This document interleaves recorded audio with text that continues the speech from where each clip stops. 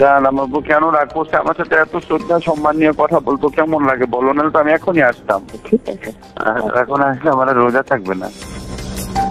জান আমার বউ কেন রাগ করছে আমার সাথে? এত শ্রদ্ধা সম্মান নিয়ে কথা বলতো কেমন লাগে বলো, না তো আমি এখনই আসতাম।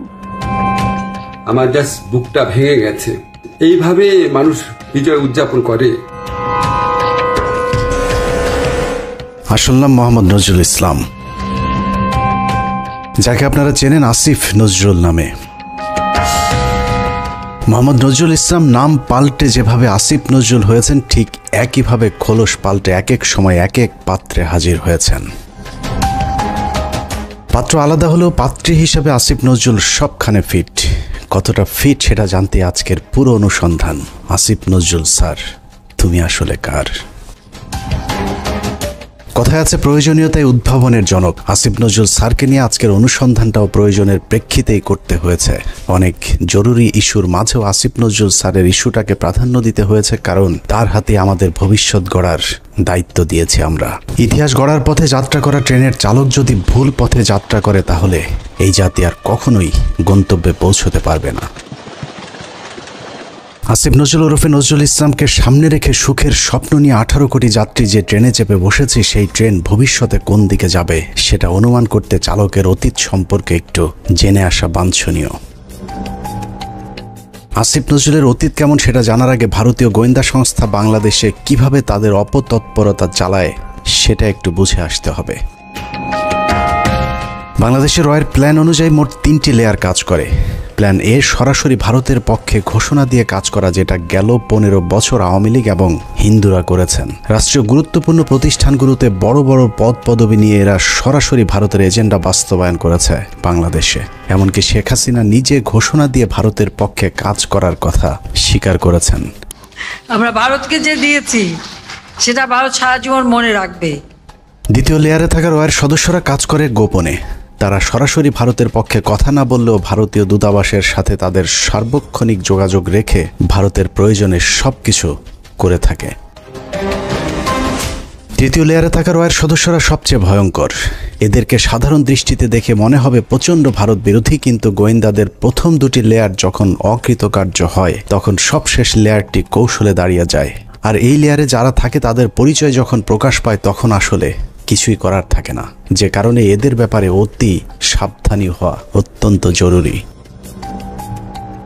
এই শ্রেণীর ভারতীয় এজেন্টদেরকে সবচেয়ে বেশি কৌশলী হতে হয়, কারণ তাদেরকে ডুয়েল রোল প্লে করে দুই পক্ষকেই খুশি রাখতে হয়। এই ধরনের গোয়েন্দা এজেন্ট নির্বাচনে ভারতীয় গোয়েন্দাদের কিছু সুনির্দিষ্ট চাহিদা থাকে। এসব ক্ষেত্রে যারা আওয়ামী চেতনাধারী, দুশ্চরিত্র, ইসলাম বিদ্বেষী এমন ধরনের সব ব্যক্তিদেরকে বাছাই করা হয়। অন্তরে আওয়ামী চেতনা লালন করলেও প্রকাশ্যে তাদেরকে বিপরীত রূপে আত্মপ্রকাশ করানো হয়।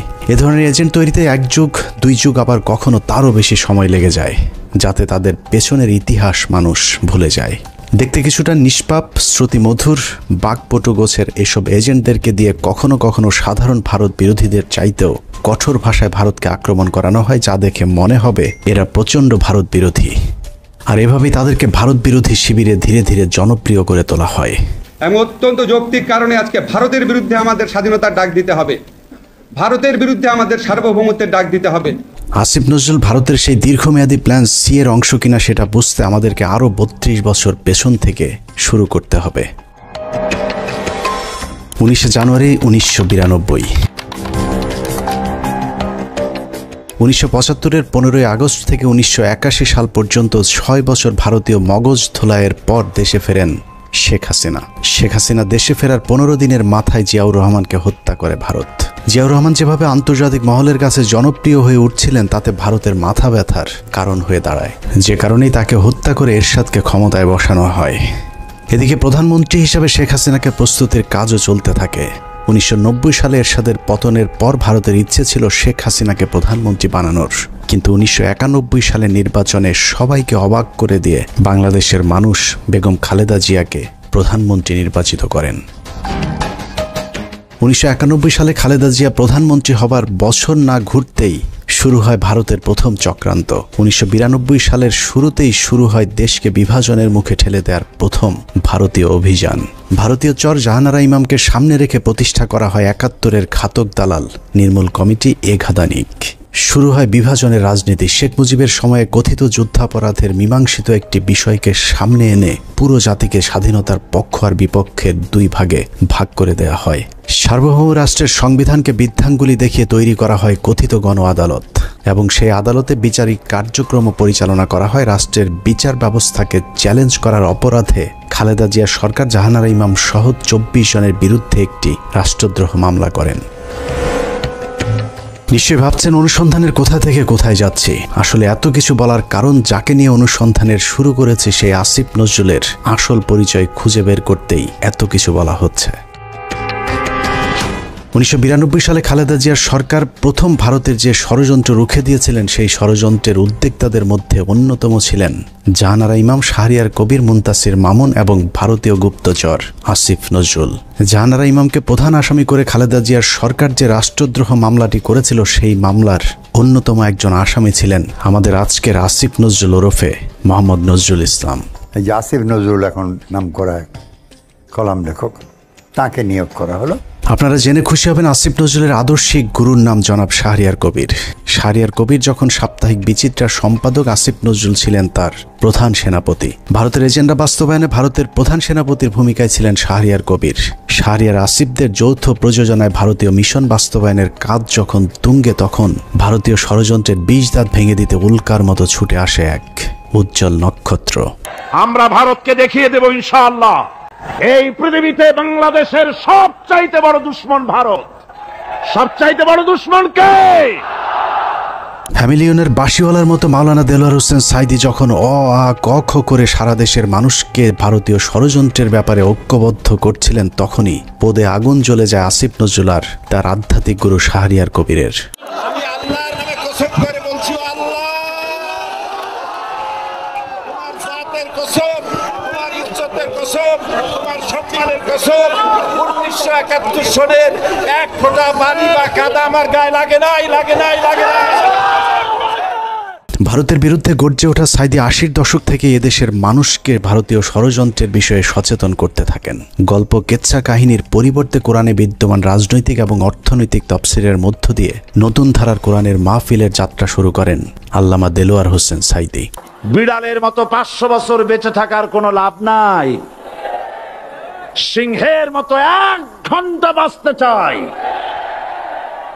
দলমত নির্বিশেষে সকলের কাছে সাইদি যখন সমানভাবে সমাদৃত হয়ে উঠতে থাকেন, তখন 1989 সালে আসিফ নজরুল প্রথম ব্যক্তি যিনি তার পত্রিকার পৃষ্ঠা জুড়ে এক মিথ্যা সংবাদ ছাপান, যার শিরোনাম দেয়া হয় সাইদি সমাচার, এক ধর্ম ব্যবসায়ীর উত্থান। বিশাল সেই সংবাদের কয়েকটি লাইন পড়লে আসিফ নজরুল কত বড় মাপের একজন মিথ্যুক, প্রতারক এবং হলুদ সাংবাদিক ছিলেন সেটার কিঞ্চিত প্রমাণ পেয়ে যাবেন। লেখার শুরুতেই সাংবাদিক আসিফ নজরুল লেখেন, মাওলানা দেলোয়ার হোসেন সাইদি বিরোধী সাম্প্রতিক গণবিক্ষোভের মধ্য দিয়ে এদেশে মৌদুদিবাদ এবং ধর্ম ব্যবসার রাজনীতির অগ্রহণযোগ্যতা আবারও প্রমাণিত হয়েছে। সিলেট, ঢাকা, চট্টগ্রাম সহ দেশের বিভিন্ন স্থানে জামাতের মঞ্চনায়ক সাইদির বিরুদ্ধে স্বতঃস্ফূর্তভাবে জনমত গড়ে উঠেছে। পিরোজপুরের এই মাওলানার জীবনে বিতর্কের সূচনা আগে থেকেই। শর্ষিনা মাদ্রাসায় 5ম ক্লাসের ছাত্র থাকাকালীন অবস্থায় জামাত রাজনীতি সংশ্লিষ্ট থাকার সন্দেহে তাকে মাদ্রাসা থেকে বের করে দেওয়া হয়।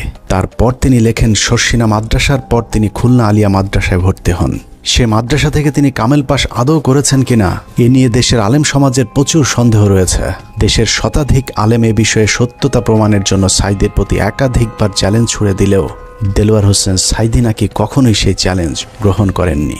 সাইদির ইসলাম শিক্ষার পরিপূর্ণতা নিয়ে প্রশ্ন থাকলেও তার কণ্ঠ চটলতা এবং শ্রোতা আকর্ষণ ক্ষমতা বরাবরই দ্বিধাহীনভাবে স্বীকৃত।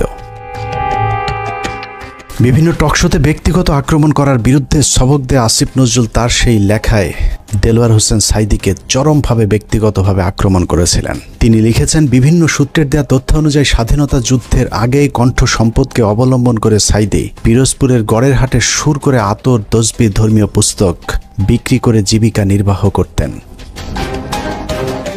এরপর গুরুত্বপূর্ণ দুটি লাইন আছে, সেই লাইনগুলো আপনাদেরকে জানানোর আগে আসিফ নজরুল দেলোয়ার হোসেন সাইদিকে নিয়ে সম্প্রতি একটি বক্তব্য দিয়েছেন, সেটা দেখে আসা যাক। একমাত্র দেলোয়ার হোসেন সাইদি ছাড়া আমার জানা মতে আর কি, বাকি সবারই আপনার যতটুকু আমি পড়াশোনা করেছি ইনভলভমেন্ট ছিল। হঠাৎ করে দেলোয়ার হোসেন সাঈদীকে নির্দোষ দাবি করা আসিফ নজরুল 1986 সালে কি বলেছিল সেটা তার সেই লেখাতেই রয়েছে। আসিফ নজরুল প্রথম ব্যক্তি যিনি দেলোয়ার হোসেন সাঈদীকে যুদ্ধাপরাধী হিসেবে অভিযুক্ত করেছিলেন। তিনি লিখেছেন, সাঈদী স্বাধীনতা যুদ্ধের সময় পাক হানাদার বাহিনীর প্রত্যক্ষ সহযোগিতায় লিপ্ত ছিলেন। তিনি ধর্মের দোহাই দিয়ে গনিমতের মাল হিসাবে গড়েরহাট বন্দরের হিন্দু সম্প্রদায়ের বাড়িঘর লুট করেছেন এবং মদন নামে একজন হিন্দু ব্যবসায়ীর দোকান ঘর ভেঙে দিয়ে নিজের বাড়িতে নিয়ে গেছেন বলেও দাবি করেছেন আসিফ নজরুল। মুক্তিযুদ্ধের পর সাঈদী দীর্ঘ সময় পালিয়ে থাকেন এবং 10 বছর পর নাকি নিজ গ্রামে আসেন। পুরো লেখার শুরু থেকে শেষ পর্যন্ত পুরোটাই সাঈদী সম্পর্কে যা কিছু বলা হয়েছে সব ডাহা মিথ্যা। আর এই হচ্ছে আসিফ নজরুলের সাংবাদিকতার নমুনা। আসিফ নজরুল নিজের খোলস পাল্টানোর সময় মাঝে একবার এই লেখার ব্যাখ্যা দিয়েছিলেন, যেখানে তিনি বলেছিলেন শাহরিয়ার কবিরের দ্বারা প্রভাবিত হয়ে নাকি তিনি সাঈদী সম্পর্কে এসব লিখেছিলেন। কিন্তু এটা শুধু একটা চুরি কিংবা ছিনতাইয়ের ঘটনা নয়। এই লেখার মাধ্যমে দেলোয়ার হোসেন সাঈদীর বিরুদ্ধে যুদ্ধাপরাধের অভিযোগ উঠতে শুরু করে এবং তারই ফলশ্রুতিতে আওয়ামী লীগ সরকার দেলোয়ার হোসেন সাঈদীকে আটক করে এবং দীর্ঘ 1 যুগ জেলখানায় বন্দী থাকার পর শাহাদাত বরণ করেন দেশবরেণ্য এই আলেম। আসিফ নজরুলের এক লেখায় একজন নিষ্পাপ মানুষের জীবন কেড়ে নিয়েছে। অতএব দেলোয়ার হোসেন সাঈদীর হত্যাকাণ্ডের জন্য আসিফ নজরুল প্রত্যক্ষভাবে দায়ী। আসিফ নজরুল যে আগাগোড়া একজন চেতনাধারী লোক সেটা গণজাগরণ মঞ্চের সময়ও প্রমাণিত হয়েছে। আসিফ নজরুলের নাকের ডগায় গণজাগরণ মঞ্চের নামে বাংলাদেশের বিচার ব্যবস্থাকে গণধর্ষণ করা হলেও আসিফ নজরুল গণজাগরণ মঞ্চের ব্যাপারে একদম টু শব্দ পর্যন্ত করেননি। বস্তুত শাহবাগের গণজাগরণ মঞ্চ সেই আসিফ নজরুলদেরই ঘাতক দালাল নির্মূল কমিটির ফসল।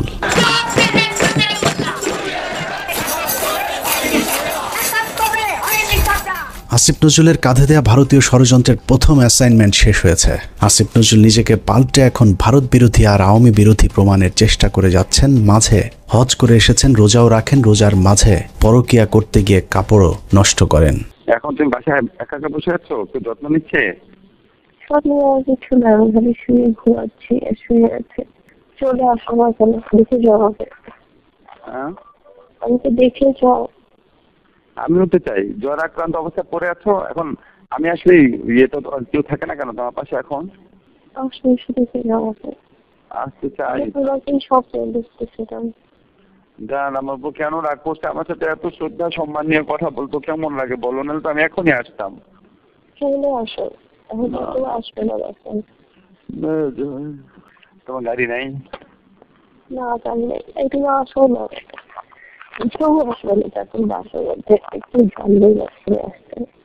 আচ্ছা ঠিক আছে, এখন আসলে আমার রোজা থাকবে না। আরেকজনের বউয়ের জ্বরে সেবার হাত বাড়িয়ে দেওয়া সমাজসেবক আসিফ নজরুল যে এখনো ভারতীয় জ্বর, চলুন তার আরও প্রমাণ দেখা যাক। রমনা বটমূল সারা দেশে সিরিজ বোমা হামলা, নারায়ণগঞ্জ গ্রেনেড হামলা থেকে শুরু করে বাংলাদেশে ভারতীয় গোয়েন্দা সংস্থার যে কটি বড় চক্রান্ত হয়েছে তার মধ্যে একটি 21শে আগস্ট গ্রেনেড হামলা। কতটা সূক্ষ্মভাবে 21শে আগস্টের ঘটনা ঘটিয়েছে তা নিয়ে আমাদের একটি অনুসন্ধান চলছে, যা কিছুদিনের মধ্যেই প্রকাশ করা হবে। সম্প্রতি 21শে আগস্টের মামলা থেকে তারেক রহমান সহ বিএনপির সব আসামিদেরকে অব্যাহতি দেওয়া হয়েছে। তার মানে বিএনপি এই ঘটনার সাথে জড়িত নয়। অথচ এই আসিফ নজরুলের স্বভাব সুলভ জোরালো ভঙ্গিতে বলেছিলেন 21শে আগস্ট গ্রেনেড হামলার জন্য দায়ী বিএনপি এবং ওই ঘটনাটি ধামাচাপা দেওয়ার জন্যও নাকি বিএনপি চেষ্টা করেছিল। বিএনপি কি এই হত্যার ঘটনা 21শে আগস্ট আক্রমণের ঘটনা ধামাচাপা দিতে চেয়েছে? অবশ্যই চেয়েছে। তারা জঘন্য রকম ভাবে ধামাচাপা দিতে চেয়েছে, হাস্যকর ভাবে ধামাচাপা দিতে চেয়েছে। এখন প্রশ্ন হলো আসিফ নজরুলের বক্তব্য কোনটা সঠিক? বিএনপি দোষী নাকি বিএনপি নির্দোষ? যদি এখন বিএনপির চাপে তারেক রহমানকে অব্যাহতি দিয়ে থাকে তাহলে তার পদত্যাগ করা উচিত। আর যদি আগের বক্তব্য মিথ্যা হয় তাহলে সেই মিথ্যা তিনি কার পরামর্শে বলেছিলেন সেই জবাব জনগণের সামনে দিতে হবে। আসলে আসিফ নজরুল আগে যা বলেছিলেন সেটাই তার আসল চরিত্র। এখন তিনি যা করছেন সেটা তার অভিনয়। উপরে উপরে নিজেকে আওয়ামী এবং ভারত বিরোধী প্রমাণের জন্য রক্ত গরম করার কথা বললেও আসিফ নজরুল আসলে একজন ভারতীয় জ্বর এবং তিনি যা কিছু করেন সবকিছু ভারতীয় থিঙ্ক ট্যাঙ্ক, ডেইলি স্টার এবং প্রথম আলোর অফিস থেকেই করানো হয়। অনেকেরই মনে হতে পারে আসিফ নজরুল আগে খারাপ থাকলেও এখন ভালো হয়ে গিয়েছেন, কিন্তু চলুন দেখা যাক আসিফ নজরুল আসলেই ভালো হয়েছেন কিনা। আমার জাস্ট বুকটা ভেঙে গেছে। এইভাবে মানুষ বিজয় উদযাপন করে। আপনার পলিটিক্যাল অপোনেন্টের উপর আপনার রাগ থাকতে পারে, আপনার পুলিশের উপর রাগ থাকতে পারে, এই জন্য এইভাবেই নির্বিচার হামলা করা হবে। 5 তারিখ বিজয়ের পর আসিফ নজরুলের প্রথম ভিডিও বার্তা ছিল আওয়ামী লীগের প্রতি সমবেদনা জানিয়ে। আওয়ামী লীগকে বাঁচাতে তার কাকুতি দেখে মনে হয়েছে নিজ দলের নির্যাতিত মানুষের পক্ষে দাঁড়িয়েছেন আসিফ নজরুল। অথচ তার কয়েক ঘন্টা আগেও প্রায় 2000 মানুষকে নির্মমভাবে হত্যা করেছে এই আওয়ামী লীগেরই সন্ত্রাসীরা। একটা ঘটনা যেন আর না ঘটে। আমার প্রতি যদি আপনাদের বিন্দুমাত্র ভালোবাসা থাকে, যাদের ভালোবাসা থাকে, তারা এই কাজ করবেন না। আসিফ নজরুল সেই উপদেষ্টা যার কার্যালয় থেকে শেখ মুজিবের ছবি নামাতে সবচেয়ে বেশি সময় লেগেছে। আসিফ নজরুলের বাসায় প্রায় 2 মাস পালিয়েছিলেন সামন্তলাল সেন, যিনি জ্বালাও পোড়াও নাটকের মূল হোতা। আসিফ নজরুল তার চাচা শ্বশুর জাফর ইকবালকে আটক না করে দেশ থেকে পালিয়ে যেতে সুযোগ করে দিয়েছেন। অথচ 5 তারিখের 1 সপ্তাহ আগে যিনি আন্দোলনকারী ছাত্রদেরকে পাকিস্তানি রাজাকার বলে সরকারকে ছাত্র হত্যায় উস্কে দিয়েছিলেন। আসিফ নজরুল খুনের মামলার আসামি আনোয়ার হোসেন মঞ্জুকে পুলিশ আটক করার 1 ঘন্টার মাথায় ছেড়ে দিতে বাধ্য করেছিলেন। এই ঘটনায় আসিফ নজরুল তার এক সাংবাদিক বন্ধুর মাধ্যমে 5 কোটি টাকা নগদ ঘুষ নিয়েছিলেন। ঘটনাটি তদন্ত করলেই বেরিয়ে আসবে আসিফ নজরুলের তদবিরে আনোয়ার হোসেন মঞ্জু ছাড়া পেয়েছিলেন কিনা। অথচ মঞ্জুর ইত্তেফাক পত্রিকা গেল 15 বছর হাসিনার দালালি করেছে এবং আন্দোলনের সরাসরি ছাত্রদের বিরুদ্ধে অবস্থান নিয়েছিল ইত্তেফাক পত্রিকা। আসিফ নজরুল সেই উপদেষ্টা যার ইশারায় সাবের হোসেন চৌধুরী সহ একের পর এক আওয়ামী লীগের হত্যা মামলার আসামিরা জামিনে ছাড়া পাচ্ছেন। সূত্র জানিয়েছে প্রতিটি জামিনে আসিফ নজরুল মোটা অঙ্কের টাকা নিচ্ছেন। সব শেষ ঝিনাইদহের বিচারক জামিন দিতে না চাইলে তাকে ছুটিতে পাঠানোর ভয় দেখিয়ে ঝিনাইদহের আওয়ামী লীগের সাবেক এমপিকে জামিন দিতে বাধ্য করেন আসিফ নজরুল। ঝিনাইদহে নাশকতা ও হত্যা মামলায় গ্রেপ্তার আওয়ামী লীগের সাবেক 2 সংসদ সদস্যকে অন্তর্বর্তীকালীন জামিন দিয়েছে আদালত। আসিফ নজরুলের চাপে বিভিন্ন থানায় মামলা নিতে গড়িমসি করছে পুলিশ। কারণ আসিফ নজরুল গণহারে আসামিদের বিরুদ্ধে মামলা না দেওয়ার জন্য আওয়ামী লীগের পক্ষে দাঁড়িয়েছিলেন। তার দাবি শত শত মানুষের বিরুদ্ধে মামলা দেয়া যাবে না। অথচ আন্দোলনের সময় আওয়ামী লীগের হাজার হাজার সন্ত্রাসীরা ছাত্র হত্যায় অংশ নিয়েছিল। অথচ আসিফ নজরুল গণহারে মামলার বিপক্ষে। ঢালাও মামলার একটা খুব মারাত্মক একটা প্রকোপ দেশে দেখা দিয়েছে। এটা আমাদেরকে অত্যন্ত বিব্রত করে। এরই মধ্যে যেসব হত্যা মামলা হয়েছে তার অধিকাংশ আসামিকে ধরার কোনো তৎপরতা নেই।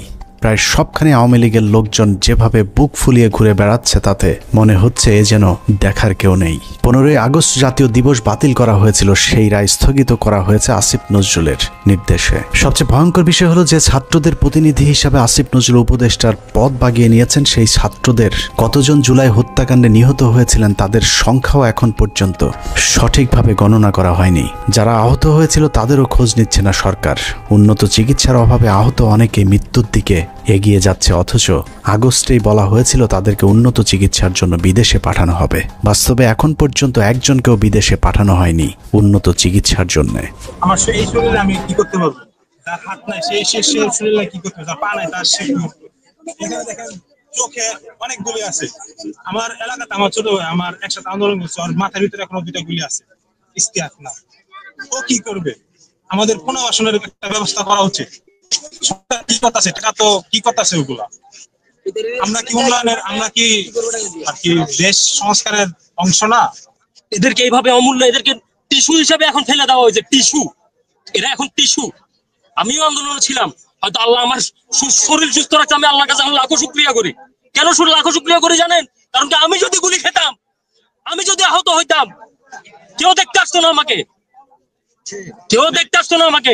আজকে এদের প্রত্যেকটি আজকে এখানে দাঁড়ায় তাদেরকে আন্দোলন করতে হচ্ছে। কেন তারা আন্দোলন কেন করবে? বিডিআর হত্যাকাণ্ডের মূল রহস্য উদ্ঘাটনে একটি কমিশন গঠন করার কথা থাকলেও সেটা এখনো পর্যন্ত করা হচ্ছে না। জানা যায় আসিফ নজরুলের প্রভাবে আটকে আছে বিডিআর হত্যাকাণ্ডের তদন্ত কমিটি গঠন। আমি major Mohammad Zahidi Ahsan Habib, retired, BDR হত্যাকাণ্ডের একজন প্রত্যক্ষদর্শী। বহুদিন আগে থেকে শুনে আসছি বিডিআর হত্যাকাণ্ডের পুনর্বিচার শুরু হবে, কিন্তু আজ পর্যন্ত কোনো অগ্রগতি দেখতে পাইনি। এই পিলখানা হত্যাকাণ্ড, যে পিলখানা হত্যাকাণ্ডের সাথে সরাসরি আওয়ামী সরকার বা ভারতীয়রা জড়িত ছিল, সেই পিলখানা হত্যাকাণ্ডের বিচারের কোনো অগ্রগতি এখনো নাই। গত 4 মাস 4টি ডেট পড়ার পরেও তারা মুক্তি পায় নাই। কোর্ট বিভিন্ন অজুহাতে জামিন শুনানি দীর্ঘায়িত করছেন।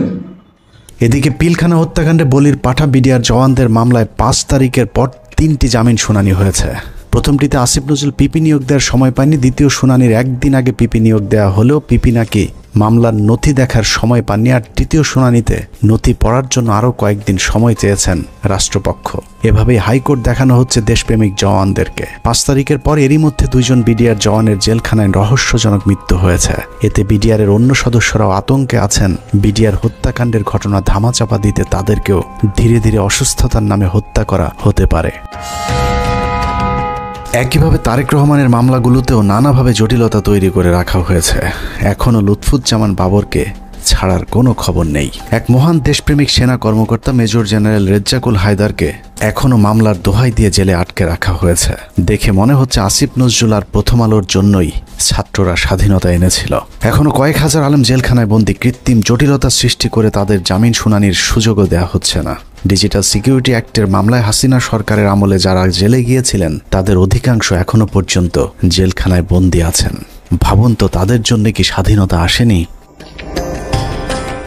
এখন প্রশ্ন হলো, বিদ্রোহী সরকারের বিদ্রোহী কাজী নজরুল ইসলামের ভূমিকায় অবতীর্ণ হওয়া আসিফ নজরুল তাহলে করছেটা কি? চলুন দেখা যাক আসিফ নজরুল কি করছে। 17 মে 2021। রাষ্ট্রীয় গুরুত্বপূর্ণ নথি অনুমতি ছাড়া ছবি তোলা ও সংগ্রহের অভিযোগে প্রথম আলোর জ্যেষ্ঠ প্রতিবেদক রোজিনা ইসলামকে শাহবাগ থানায় সোপর্দ করেছে স্বাস্থ্যসেবা বিভাগ। সাংবাদিক রোজিনা ইসলামকে কারাগারে পাঠিয়েছে ঢাকার সিএমএম আদালত। বাংলাদেশের ইতিহাসে প্রথমবারের মতো জাতীয় সংবাদপত্রের একজন সাংবাদিক চুরির দায়ে আটক হয়েছিল। চোরের নাম প্রথম আলোর সাংবাদিক রোজিনা ইসলাম। স্বাস্থ্য খাতের লুটপাট আর দুর্নীতির সাথে জড়িত রোজিনাকে মনে করা হয় স্বাস্থ্য খাতের মাফিয়া। রোজিনার ভাগ ছাড়া স্বাস্থ্য মন্ত্রণালয়ে কোনো প্রকল্প বাস্তবায়ন করা একদম অসম্ভব। মন্ত্রণালয়ে রোজিনার চেয়ে তার ভাই আর স্বামীর ক্ষমতা নাকি আরও অনেক বেশি। স্বাস্থ্য মন্ত্রণালয়ে কেউ তার কথার বাইরে গেলেই তার বিরুদ্ধে নিউজ করার হুমকি দিয়ে ঠান্ডা করে রাখা হয়। তাকে দিয়ে স্বাস্থ্য মন্ত্রণালয়ের সব স্বার্থ উদ্ধার করে থাকে প্রথম আলোর মতিউর রহমান। কিন্তু কথায় আছে, চোরের 10 দিন গৃহস্থের একদিন। বারবার ধান খেয়ে যাওয়া ঘুঘু রোজিনাকে বধ করা হয় 17 মে 2021 সালে। সচিব সাহেবের পাশে যে রুম আছে সেই রুমে তো ফাইল টাইল রাখা আছে। ওই রুমে ঢুকে ওই ফাইলের ছবিগুলো তুলতেছিল এবং কিছু ফাইল উনি নিজে নিয়েছিল। মন্ত্রণালয়ের একটি সূত্র জানিয়েছে, পুলিশ রোজিনাকে কাজের লোক মনে করে আটক করেছিল। কাজের লোকের মতো দেখতে রোজিনা কেন ফাইল ঘাটাঘাটি করছেন এটা চোখে পড়তেই পুলিশ তাকে আটকায়। পুলিশের কাছে বারবার নিজেকে সাংবাদিক পরিচয় দিলেও রোজিনার বেশভূষা দেখে পুলিশ তা বিশ্বাস করেনি। রোজিনা যতক্ষণে নিজেকে সাংবাদিক প্রমাণ করেছে ততক্ষণে মন্ত্রণালয়ের ঊর্ধ্বতন কর্মকর্তারা হাজির। তারা এসে দেখলো একজন ব্যক্তি ওখানে ফাইলের ছবি তুলতেছে এবং ফাইল কিছু নামে ব্যাগে ঢুকাইছে, শরীরেও ঢুকাইছে। রোজিনার পাজামার নিচ থেকে বের করা ফাইল দেখে সচিব উপসচিবদের মাথা ঘুরতে থাকে, কারণ এই ফাইল এমন এক চুক্তির যে চুক্তি বাংলাদেশ সরকার আমেরিকা এবং ভারতকে না জানিয়ে চীনের সাথে করেছিল। ভারতকে টাকা দিয়ে ফাইজারের টিকা না পেয়ে চীনের সিনোফার্মের টিকা কেনার চুক্তি করে বাংলাদেশ। সেই খবরেই ক্ষিপ্ত হয় ভারতীয় চর প্রথম আলো কর্তৃপক্ষ। চুক্তির বিষয়টি ভারতকে জানানোর জন্যই রোজিনাকে চুরি করে ফাইলের ছবি আনতে পাঠিয়েছিল মতিউর রহমান। কিন্তু পুলিশ দেখে চুক্তির সেই কাগজ রোজিনা তার ভেতরে ঢুকিয়ে ফেলেছিল। এই ফাইলগুলো ছিল টিকা সংক্রান্ত। আমরা যে রাশিয়ার সাথে টিকা চুক্তি করছি, চায়নার সাথে টিকার চুক্তি করছি। গ্যারান্টি দিয়ে বলে রাখলাম, প্রথম আলো রোজিনা সচিবালয় থেকে ফাইল চুরি করেছিল এবং এখানে এক ফোঁটাও মিথ্যে নেই। অথচ উপদেষ্টা হিসেবে আসিফ নজরুল প্রথম কার্যদিবসে রোজিনার মামলাটি খারিজ করে দেওয়ার আশ্বাস দেন। পরদিন মামলাটি খারিজ হয়ে যায়। প্রায় 3 বছর পর অফিসিয়াল সিক্রেটস অ্যাক্টে করা মামলা থেকে অব্যাহতি পেয়েছেন প্রথম আলোর বিশেষ প্রতিনিধি রোজিনা ইসলাম। 2019 সালের 1 নভেম্বর ঢাকার রেসিডেন্সিয়াল মডেল স্কুল অ্যান্ড কলেজে প্রথম আলোর কিশোর ম্যাগাজিন কিশোর আলোর বর্ষপূর্তি অনুষ্ঠানে বিদ্যুৎ পৃষ্ঠ হয়ে 9ম শ্রেণীর শিক্ষার্থী নাইমুল আবরার নিহত হন। ওই ঘটনায় আবরারের বাবা একটি হত্যা মামলা দায়ের করেন, যে মামলায় প্রথম আলোর সম্পাদক মতিউর রহমান সহ 10 জনের বিরুদ্ধে গ্রেপ্তারি পরোয়ানা জারি হয়েছিল। আবরারের বাবাকে ভয়ভীতি দেখিয়ে ক্ষমতার জোরে মামলাটি আগেই স্থগিত করে রেখেছিল প্রথম আলো। যাবতীয় মুভমেন্ট তাদের দ্বারা নিয়ন্ত্রিত ছিল। আমি যেটা মনে করি যে এর দায়ভার কিশোর আলোকে অবশ্যই নিতে হবে। সুপ্রিম কোর্টের একটি সূত্র জানিয়েছে, আসিফ নজরুলের নির্দেশে পুরো মামলাটি খারিজ করে দেওয়ার প্রক্রিয়াও প্রায় চূড়ান্ত করেছেন। আসিফ নজরুল আর মাস দুয়েক আইন উপদেষ্টা হিসেবে থাকলে প্রথম আলোর নামে আর কোনো মামলা আদালতে অবশিষ্ট থাকবে না। এখন প্রশ্ন হলো, আসিফ নজরুল কি শুধুই প্রথম আলোর সাংবাদিকদের বাঁচানোর জন্য উপদেষ্টা হয়েছেন? উনি কি জানেন এদেশে কত সাংবাদিক আওয়ামী লীগের বিরুদ্ধে কথা বলার কারণে দেশ ছেড়েছেন? এই প্রতিবেদন লেখা পর্যন্ত আইন মন্ত্রণালয়ের একজন পিওনও আমাদের কাউকে ফোন করার সময় পায়নি। উল্টো প্রথম আলোর বিরুদ্ধে আমরা কোনো কথা বললেই মতির পক্ষে হামলে পড়েছেন আসিফ নজরুল সহ তার কিছু উচ্ছিষ্ট ভোগী। আমি স্পষ্ট বলতে চাই যে প্রথম আলো পত্রিকা তাদের সামনে, ওখানে ডিবি মুনির ছিলেন এবং তার বস ছিলেন এই পুলিশের সাবেক আইজিপি, তিনি তখন ছিলেন ঢাকা মেট্রোপলিটনে, তিনি পুলিশ কমিশনার ছিলেন। তো ওনারা আমাকে একটু মনে করছিলেন হুজুর টাইপের মানুষ, হাবাগুবা টাইপের হতে ভাবছিলেন, হাত করার পরই আমাকে একটু দূরে দাঁড় করেছিলেন। ওখান থেকে আমি পরিষ্কার দেখতে পাচ্ছিলাম যে প্রথম আলো পত্রিকার আমাদের সামনে লেখা, এবং শিরোনামটা আমি দেখে ফেললাম, ওখানে লেখা আছে যে আমেরিকান এমবেসি ও ভারতের দূতাবাসে আক্রমণের পরিকল্পনায় চট্টগ্রাম থেকে এই জঙ্গিদেরকে গ্রেপ্তার, একদম হেডলাইন এটা। তো এরপর ধারাবাহিক যে ঘটনা ঘটলো, এই আমাকে রাতের গভীরে জিজ্ঞাসাবাদ করা হতো, বিভিন্ন সময় আমাদেরকে নিয়ে জিজ্ঞাসাবাদ করা হতো। আমার সাথে আমার স্কুলের আরও দুজন টিচার ছিলেন, কখনো সম্মিলিত কখনো একা একা আমাদেরকে জিজ্ঞাসাবাদ করা হতো। আমার সাথে যেটা করছে সেটা আমি দেখছি যে ওনারা বিভিন্ন জিজ্ঞাসাবাদের সময় বিভিন্ন মিডিয়ার সাথে তারা ফোনে আলাপ করত। প্রথম আলোর বিরুদ্ধে নিরীহ মানুষকে জঙ্গি সাজানোর অভিযোগ নিয়ে 15 মিনিটসের পক্ষ থেকে একটি অনুসন্ধান করা হয়েছিল। গুরুতর সেই অভিযোগ তুলে ধরার পর আসিফ নজরুল প্রথম ব্যক্তি যিনি প্রথম আলোর পক্ষে ফেসবুকে পোস্ট করেছিলেন। একই অনুসন্ধানে ভারতীয় রয়ের সদস্য কালবেলার সন্তোষ শর্মার বিরুদ্ধেও গুরুতর সব অভিযোগ করেছিল বাংলাদেশের শীর্ষস্থানীয় কয়েকজন আলেম। সেই ঘটনাকে কেন্দ্র করে ভুক্তভোগীরা কালবেলা কার্যালয়ে অভিযোগ দিতে চাইলে আসিফ নজরুল তথ্য মন্ত্রণালয়কে চাপ দিয়ে বিক্ষোভকারীদের বিরুদ্ধে একটি বিজ্ঞপ্তি দেন। তথ্য মন্ত্রণালয় সেই বিজ্ঞপ্তি দেওয়ার পর আসিফ নজরুল সেই বিজ্ঞপ্তি শেয়ার করে আমাদেরকে হুমকি দেন, যদিও সংশ্লিষ্ট মন্ত্রণালয়ের উপদেষ্টা নাহিদ ইসলামও সেই বিজ্ঞপ্তি শেয়ার করার প্রয়োজন মনে করেননি। প্রশ্ন হলো, আসিফ নজরুলের আগ বাড়িয়ে কেন সেই বিজ্ঞপ্তি শেয়ার করতে হলো? আসিফ নজরুল এবং প্রথম আলোর প্রভাব কতটা শক্তিশালী সেটা বুঝতে দুটি ঘটনা তুলনা করা যাক। ডক্টর মোহাম্মদ ইউনূসের সরকার গঠনের পর ব্রিগেডিয়ার জেনারেল এম শাখাওয়াত সরকারের মুখপাত্রের ভূমিকায় ছিলেন। এটা অনেক বড় পার্টি এবং I have lot of respect for Awami League. বঙ্গবন্ধুর স্বপ্ন ছিল নষ্ট করবেন না, এটা আপনার নষ্ট করার কোনো অধিকার নাই। পার্টিকে রিঅর্গানাইজ করেন, একটা পলিটিক্যাল পার্টির মতো যেভাবে থাকে, ইলেকশন আসলে ইলেকশন কন্টেস্ট করবেন। আওয়ামী লীগের পক্ষে শাখাওয়াতের এক বক্তব্যে মন্ত্রণালয়ে ছাড়তে হয়েছে প্রভাবশালী এই উপদেষ্টাকে। এবার চলুন প্রথম আলো আর আসিফ নজরুল কত শক্তিশালী সেটা দেখা যাক। 5টা মিনিটের লেগে তুই খালি একটু আয়া পর, তোরে মাইরা আমি ঘুমামু ভাই, আমার ঘুম হয় না, তোরে মাইরা ঘুমামু, তুই একটু আয় ভাই, তুই নিশুদা দাদা, তোর মায়ে ঘুমায়, তোর মায়ে। নাটক চলচ্চিত্রের মাধ্যমে পরকীয়া সমকামিতা থেকে শুরু করে ইসলাম বিদ্বেষ, সমাজ ধ্বংসের অন্যতম মাস্টার মাইন্ড মোস্তফা সরওয়ার ফারুকী। মোস্তফা সরওয়ার ফারুকী সংস্কৃতি উপদেষ্টা হিসেবে শপথ নেয়ার পর দেশের শতভাগ মানুষ তীব্র প্রতিবাদ জানিয়েছিল। তারপরেও ফারুকীকে সরানো যায়নি, কারণ আসিফ নজরুল এবং প্রথম আলোর যুগ্ম সম্পাদক আনিসুলের অনেক পুরাতন নারী সাপ্লায়ার মোস্তফা সরওয়ার ফারুকী। আসিফ নজরুল দাবি করেছেন তিনি ফারুকীর উপদেষ্টা হবার বিষয়ে কিছুই জানেন না, কিন্তু আমাদের হাতে আসা তথ্য বলছে আসিফ নজরুল ফারুকীর অনেক পুরাতন বন্ধু। প্রায় এক যুগ আগে ফারুকী এবং তিশার বিয়েতে হাতে গোনা যে কজন মানুষ দাওয়াত পেয়েছিলেন, আসিফ নজরুল সেই ভাগ্যবানদের মধ্যে একজন। মোস্তফা সরওয়ার ফারুকীর মন্ত্রণালয়টিও আসিফ নজরুলের নিজে ছেড়ে দেয় মন্ত্রণালয়। এবার প্রশ্ন আসতে পারে, ফারুকীর সাথে আসিফ নজরুলের সম্পর্ক আছে ঠিক আছে, কিন্তু প্রথম আলোর সাথে ফারুকীর সম্পর্কটা আসলে কি? এটাই আজকের অনুসন্ধানের সবচেয়ে গুরুত্বপূর্ণ বিষয়। আসিফ নজরুলের মতো হানি ট্র্যাপে পড়ে যারা প্রথম আলোর হয়ে কাজ করতে বাধ্য হন, তাদের জন্য প্রথম আলোর সবচেয়ে বড় ফাঁদ হচ্ছে মেরিল প্রথম আলো, এবং সেই সাথে সম্প্রতি যোগ হয়েছে চরকি নামে আরেকটি প্রথম আলোর ওটিটি প্ল্যাটফর্ম। চরকি নামক ওটিটির চক্করে ফেলে বিভিন্ন নায়িকার মডেলদের ক্যারিয়ার গড়ে দেওয়ার লোভ দেখে আসিফ নজরুলদের মতো খদ্দের সংগ্রহ করে প্রথম আলো। নায়িকা মডেলদের সাথে বিশেষ মুহূর্তের ভিডিও ধারণ করে আজীবনের জন্য জিম্মি করা হয় রাষ্ট্রের বিভিন্ন গুরুত্বপূর্ণ পদে থাকা ব্যক্তিদেরকে। এই ফাঁদ তৈরিতে সবচেয়ে গুরুত্বপূর্ণ ভূমিকা পালন করে রেদওয়ান রনি আর মোস্তফা সরওয়ার ফারুকী, যার আড়ালে থেকে সব কলকাঠি নাড়েন প্রথম আলোর সাংবাদিক আনিসুল হক। মোস্তফা সরওয়ার ফারুকীর মতো একজন লম্পট কিভাবে উপদেষ্টা হলেন সে বিষয়ে সিদ্দিকুর রহমানকে প্রশ্ন করা হয়েছিল। প্রশ্ন করতে অভিনেতা সিদ্দিকুর রহমান বলেন, সবই ভারতের খেলা। রিহাবে ছিল ফারুকি, এটা তো জানি আমি। যখন রিহাবে ছিল তো তখনকার কাহিনীও জানি আমি। এইটা ইউনিভার্সাল ট্রুথ। সালারা দেখবি যে মানুষটাকে 90% মিডিয়ার মানুষ তাদের বিরোধী, 10% তার পক্ষের লোক পাওয়া যাবে কিনা সন্দেহ। সেই মানুষটা আমি পুরো অবাক হয়ে গেলাম। সরে তার বানাইছে প্রথম আলো, এটা তো প্রথম আলো, বেসিক্যালি প্রথম আলো, বুঝছি? ডেইলি স্টার প্রথম আলো। উইকিপিডিয়ার তথ্য অনুযায়ী ট্রান্সকম গ্রুপের মালিকানাধীন মিডিয়া স্টার লিমিটেডের অধীনে প্রথম আলোর মাধ্যমে পরিচালিত চরকি নামক প্রতিষ্ঠানটির প্রধান পরিচালনা কর্মকর্তা রেদওয়ান রনি, আর চরকিতে সবচেয়ে বেশি কন্টেন্টের যোগানদাতা মোস্তফা সরওয়ার ফারুকী। নারী খেকো আনিসুল, ফারুকী আর রনি 3 মাফিয়ার হাতে জিম্মি হয়ে আছে বাংলাদেশের মিডিয়া জগৎ। প্রথম আলো চক্রের ফাঁদে পা দিয়ে অনেক অভিনেত্রী অন্ধকার জগতে জড়িয়েছে, আবার যারা তাদের ফাঁদে পা দিতে রাজি হয়নি তাদেরও ক্যারিয়ার ধ্বংস হয়ে গিয়েছে।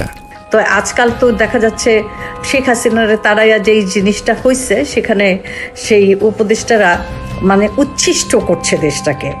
যেমন ফারুকির জন্য যখন এই ডক্টর ইউনূস বাইরে গেল, রাস্তাঘাট ভাইঙ্গা মানে শেখ হাসিনার মতে তার বদায় করতে চাইছে, সে নির্লজ্জভাবে নতুন উপদেষ্টাদের সাথে শপথ নিয়ে চাকরি করা শুরু করলো, একদিনও চাকরি মিস করেন নাই।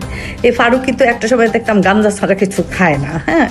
তারপরে তার একটু উন্নত হইলো অপি করিম রেছাইরা, তার আগে বন্যার সাথে ছিল, তার আগে যে গান গাইছে কালী মহিলাটা ভুলে গেছে নামটা, ভুলে গেছে। তারপরে সে এতটাই অমঙ্গলজনক ছিল যে তার ভাই ব্রাদাররা যে প্রথম 4 জন তো জীবন এরা জীবন, আমরা যখন শুটিং করতেছি আশুতোষ জনের বাইনোকুলার, তিন্নিকে ওরা যৌন হয়রানি এবং তাকে শারীরিকভাবে মানসিকভাবে এতটাই ভারাক্রান্ত করছিল। আমরা মামুন আমাকে বলছে যে আশুতোষ শুটিংটা বন্ধ করে দিই, এবং একাধারে তো আমি তো গাঁজা খেতে দেখছি, পরবর্তীতে শুনলাম তিনি ফারুকি রিহ্যাব করে আসছে।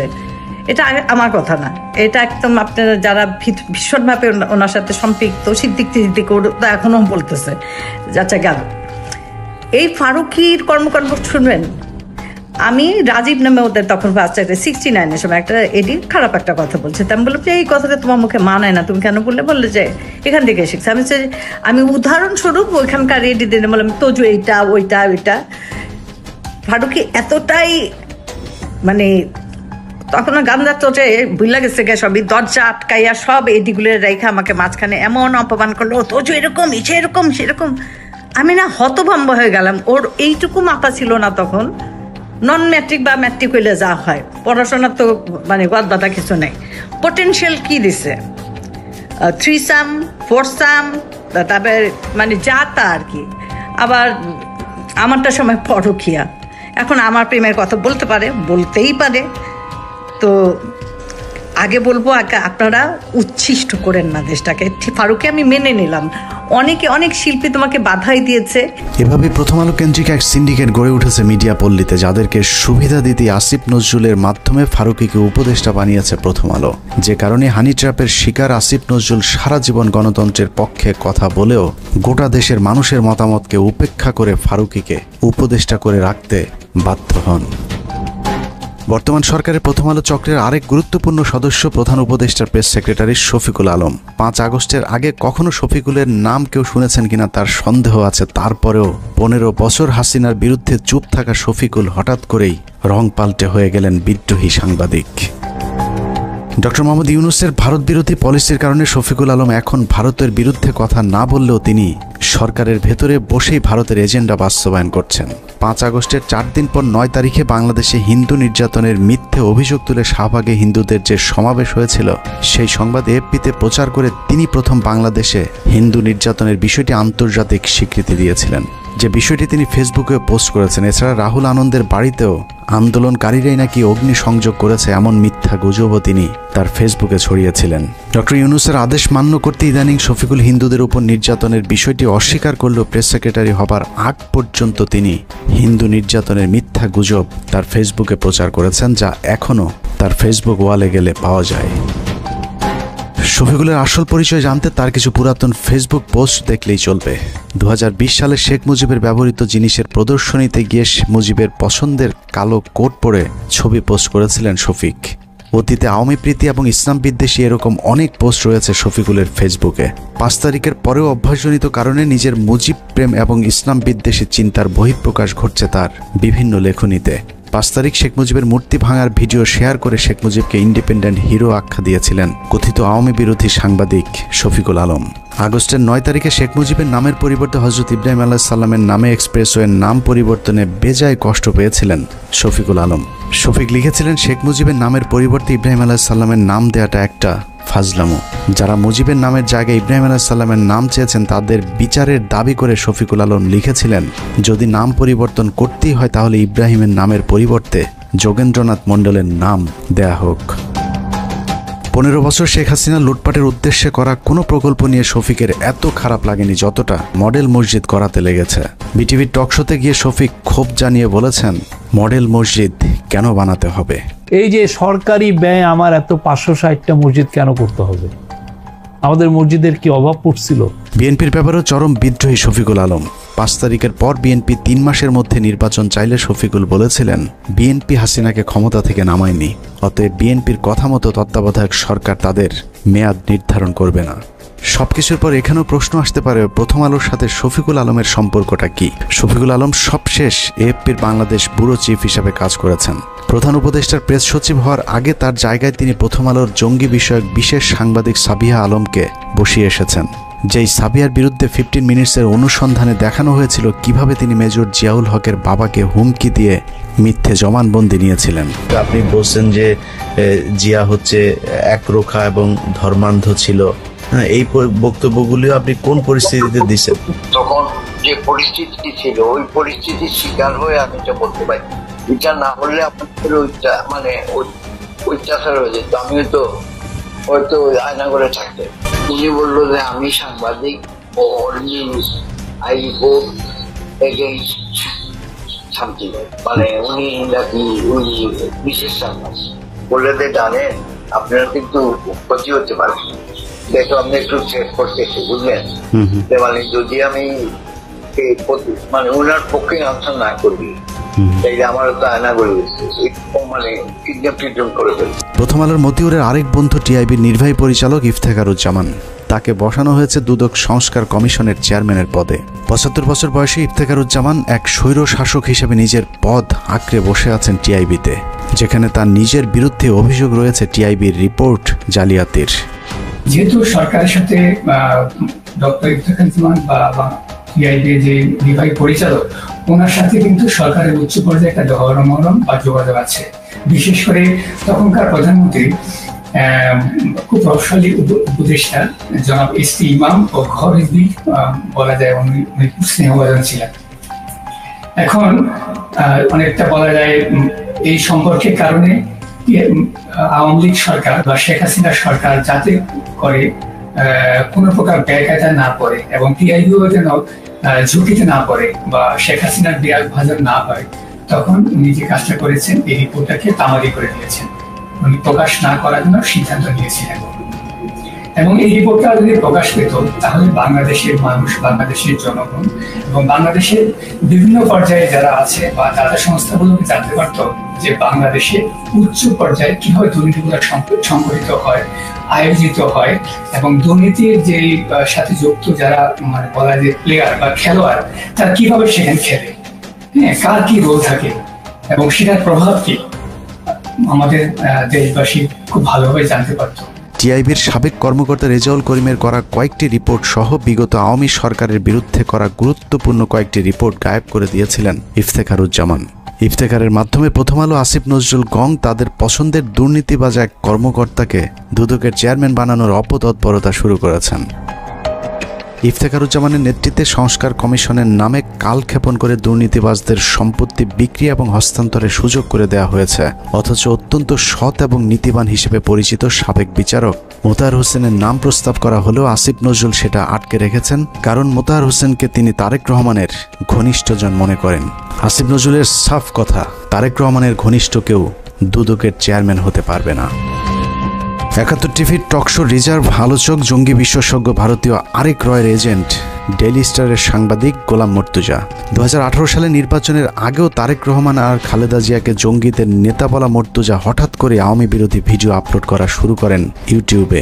সেখান থেকে প্রথমে ডেইলি স্টার, সবশেষ আসিফ নজরুল মাহফুজ আনামের তদবিরে যুক্তরাষ্ট্রের প্রেস সেক্রেটারির পদ বাগিয়ে নিয়েছেন আওয়ামী এই সাংবাদিক। আর এর সবকিছুই হচ্ছে ভারতীয় চক্র প্রথম আলো ডেইলি স্টারের পরামর্শে। হঠাৎ করে রং পাল্টানো গোলাম মর্তুজা আওয়ামী লীগের দালালিটা পুরোপুরি এখনো ছাড়তে পারেননি।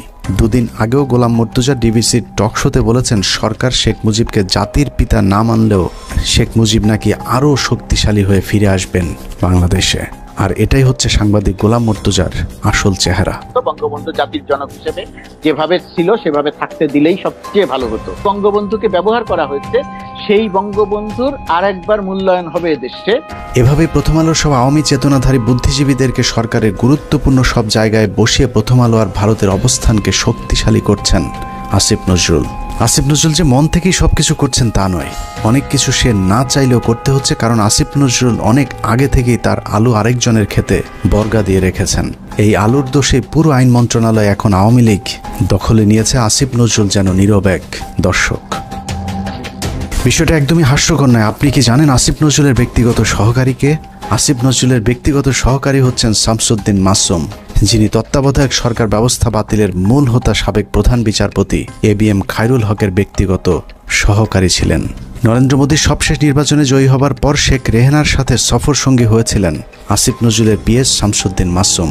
আপনার কাছে নিশ্চয় অবাক লাগছে যে খায়রুল হকের কারণে বাংলাদেশের সব সংকটের সূচনা তার পিএস কিভাবে আসিফ নজরুলের পিএস হয়। শুধু পিএস নয়, আইন মন্ত্রণালয়ের সব কলকাঠি নাড়ছেন শামসুদ্দিন মাসুম। আসিফ নজরুলকে ভাঙিয়ে মাসুম এরই মধ্যে শুরু করেছেন ব্যাপক চাঁদাবাজি। মাসুমের বিরুদ্ধে অভিযোগ উঠেছে রেবেকা মোহাম্মদ মিমি নামে এক নারীকে বিয়ের আশ্বাস দিয়ে গর্ভে সন্তান দিয়ে ছুঁড়ে ফেলার। স্থানীয় একটি পত্রিকায় মিমি অভিযোগ করেছেন মাসুমকে বিয়ের জন্য চাপ দিলেও তিনি আইন উপদেষ্টা আসিফ স্যারের ভয় দেখাচ্ছেন। মিথ্যে মামলা দিয়ে মিমিকে জেলে ঢুকানোর হুমকিও দিচ্ছেন আসিফ নজরুলের ব্যক্তিগত সহকারী শামসুদ্দিন মাসুম। মাসুম যাই করুক, আসিফ নজরুলের আসলে কিছু করার নেই, কারণ তিনি মাসুমের কাছে জিম্মি। আসিফ নজরুল কেন মাসুমের কাছে জিম্মি সেটা বের করতে পারলেই আজকের পুরো অনুসন্ধানের মূল রহস্য বেরিয়ে আসবে। শামসুদ্দিন মাসুম আসিফ নজরুলের ঘনিষ্ঠ হবার আগে আইন মন্ত্রণালয়ের আরেক কর্মকর্তা উম্মে সরাবন তহুরাকে আসিফ নজরুলের কাছে পাঠিয়েছিলেন, কিন্তু উম্মে তহুরা যে শামসুদ্দিন মাসুমের বেড পার্টনার সেটা আসিফ নজরুল একেবারেই জানতেন না। যতদিনে জেনেছেন ততদিনে আসিফ নজরুলের গোপন ভিডিও তহুরার হাতে। সেই ভিডিওর ভয় দেখিয়ে আসিফ নজরুলের পিএসের চেয়ারে বসানো হয়েছে শামসুদ্দিন মাসুমকে। আইন মন্ত্রণালয়ে আসিফ নজরুলের চেয়ার বড় হলেও ক্ষমতায় মাসুম আর তহুরা সবার চেয়ে উপরে, আর তাদেরকে দিয়ে প্রথম আলো আওয়ামীপন্থী কর্মকর্তাদেরকে গুরুত্বপূর্ণ সব পদে বসিয়ে যাচ্ছেন। এখানে প্রশ্ন আসতে পারে, তহুরা মাসুমের সাথে প্রথম আলোর সম্পর্কটা কি? আসিফ নজরুলকে হানি ট্র্যাপে ফেলা উম্মে তহুরা ছিলেন প্রথম আলোর সাংবাদিক। এ ধরনের অভিযানে কাজে লাগাতেই প্রথম আলো তহুরাকে জুডিশিয়াল সার্ভিসে চাকরি নিয়ে দিয়েছিলেন। অনেকদিন আগে প্রথম আলো রয়ের রোপণ করা সেই গাছে এখন ফল ধরতে শুরু করেছে, আর আসিফ নজরুল সেই ফলের ছুঁড়ে ফেলা বিচির মতো অসহায়। মাসুমের মাধ্যমে আসিফ নজরুল তার নিয়োগ বদলি বাণিজ্য চালিয়ে যাচ্ছেন। সূত্র জানিয়েছে আসিফ নজরুল তার স্ত্রীকে আমেরিকা পাঠানোর প্রস্তুতি নিয়েছেন এবং 5 তারিখের পর থেকে দুহাত ভরে টাকা কামাচ্ছেন এবং সেই টাকা যুক্তরাষ্ট্রে পাচার করবেন বলেও তার এক ঘনিষ্ঠ সূত্র জানিয়েছেন। এরই মধ্যে তার ঘনিষ্ঠ এক সাংবাদিকের মাধ্যমে $1.3 মিলিয়ন দিয়ে বাড়ি কেনার চেষ্টা করছেন আসিফ নজরুল। আপনি সংস্কার আমার তো এই সংস্কারের প্রতি আর কোনো বিশ্বাস নাই। তো আসিফ নজরুল, আপনি এত ছাত্রদের নিয়ে এত চিল্লাপাল্লা করেন, হই হুড়স্থুল করেন যে সংস্কার করে নাকি উল্টাইয়া দিবেন, তো আপনি 23 জন বিচারপতি নিয়োগ দিচ্ছেন কেন? এই সংস্কারটুকু না করে 23 জন বিচারপতি নিয়োগ দিচ্ছেন কেন?